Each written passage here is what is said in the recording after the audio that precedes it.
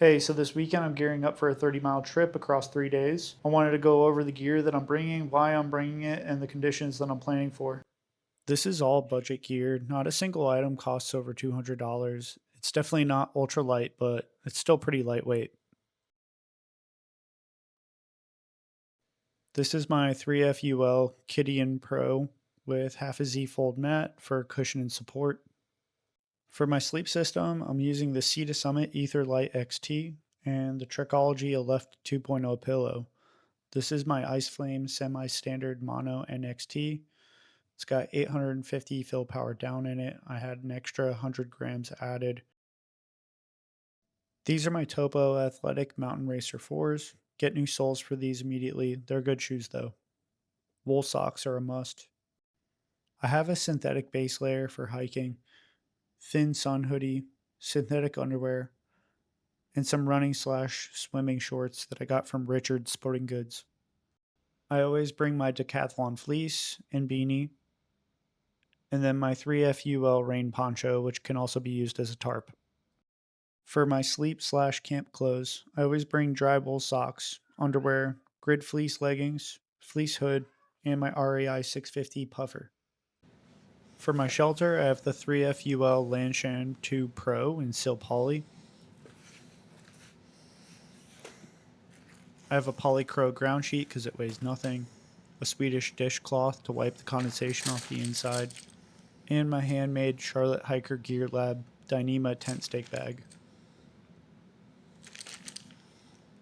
On this trip, we needed bear canisters. I thought about bringing my BV 475, but decided the BV 450 was just enough for 3 days for me solo. Here's my Nocvecto X and my trusty Sawyer squeeze. Here's my Charlotte Hiker Dyneema ditty bag that I keep my bathroom and hygiene kit in.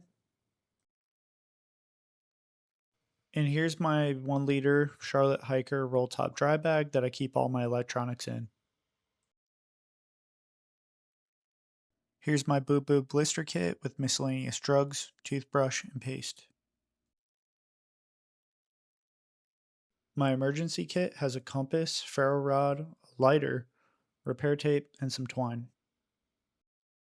I didn't know if bugs were going to be bad, so I brought a head net and some OLE spray. For a multi-tool, I just brought my Gerber dime because it handles most of what I need it to. For my headlamp, I bring the Nightcore NU20 Classic. It's lightweight, it's great, it's nice and bright, and lasts a long time. This is my no-name off-brand titanium pot. I decided to give the BRS stove a chance this time because it's lightweight and it's super cheap. I keep a buff and a lighter in here just to reduce the rattle. Now let's talk about gas canisters. I use this fuel transfer device that I got on Amazon. It took me a second to figure out, but it's actually pretty easy. I tear the scale and weigh my small gas canister that I bring on trips, and then I hook it up. I keep this small canister in the fridge for 10 to 15 minutes before I do this. I re-tear my scale, and then open the valve.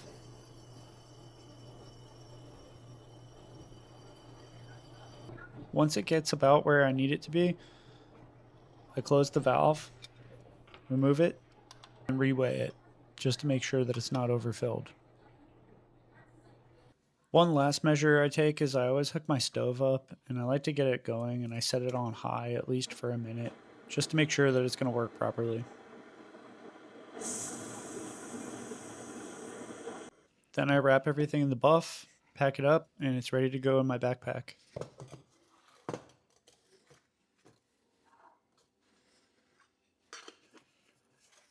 For warm drinks and ramen noodles if I want it, I also bring this GSI mug. For YouTube film equipment, I bring this GorillaPod tripod. I have this no-name neck camera mount. And I just got these Cascade Mountain Tech carbon fiber trekking poles. These are cool because the ends unscrew and I can screw on my camera mount. Now let's pack and see what the base weight is. For extra assurance, I keep a Nylofume pack liner in my backpack just to make sure that my sleep system stays dry. Sleep clothes always go in first at the bottom of my backpack because they're typically the last thing I take out. Then I pack in my quilt.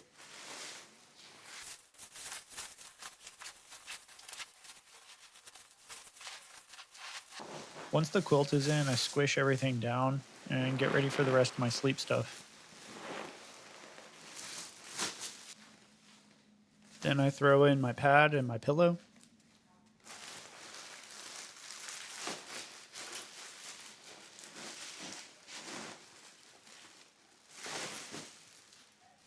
Last thing in my pack liner is my puffer jacket in case I'm cold when I get to camp and I want it quickly. Enjoy this sped up version of me making sure that I get as much air out of this pack liner as possible.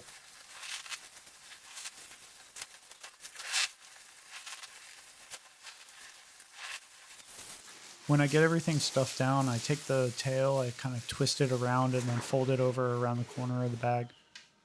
Now, my bear canister is empty for this demonstration and trying to check my base weight, but next I put my bear canister on top of the sleep system in the pack liner. Then my cook kit goes right next to that. I put my GSI mug on top of my pot. Now, I considered using my Charlotte Hiker medium roll top dry bag for my fleece, but decided against it. I'm going to stuff it into the dead space around my pot and my mug to make sure that my pack stays uniform.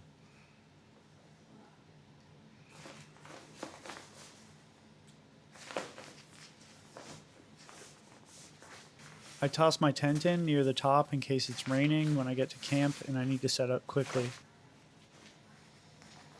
As you can tell, I'm rolling up my backpack and my rain poncho is on the seat sitting right next to me. I also forgot to pack in my electronics dry bag, so I throw all of that in. I roll it up, I cinch it down, and then I pack the front pocket of my backpack. All of this stuff can manage to get wet, and if it can't get wet, then it's in a bag. The front pocket typically consists of all the items that I may need relatively easy access to throughout the day. My bathroom kit stays near the top just because you never know exactly when nature's going to call. Looking pretty good already, but still just a few more things to tuck in.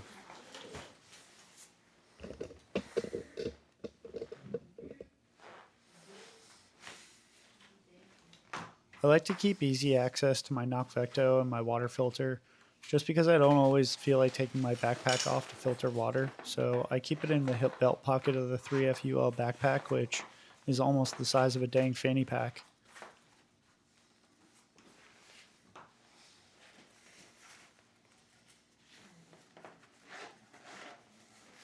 I always almost forget to cinch down this top strap.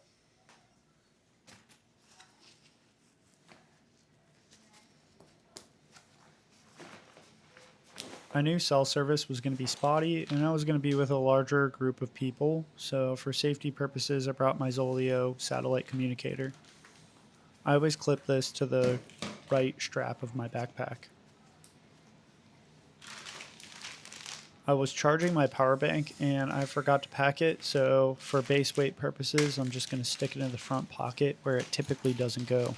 I normally pack this in with my sleep stuff in the pack liner. Let's check the weight. I was aiming for 15 pounds or lower, but this is what we ended up with. I call it YouTuber struggle for the extra weight and filming equipment that I brought for YouTube. 18.5. Still, I'll take it for all budget gear. I always like to throw the backpack on and just see how it feels weight-wise. I know I'm missing food and water from this equation, but I always like to check the balance of the backpack.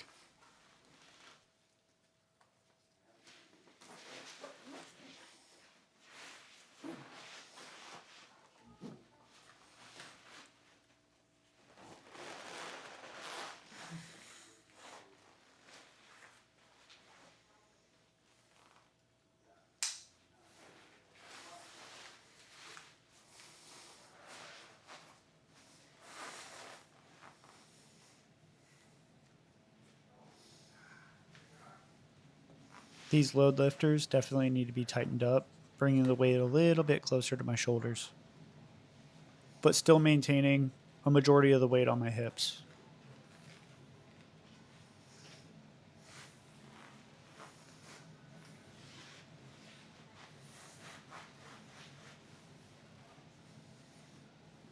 Meh, it's comfy.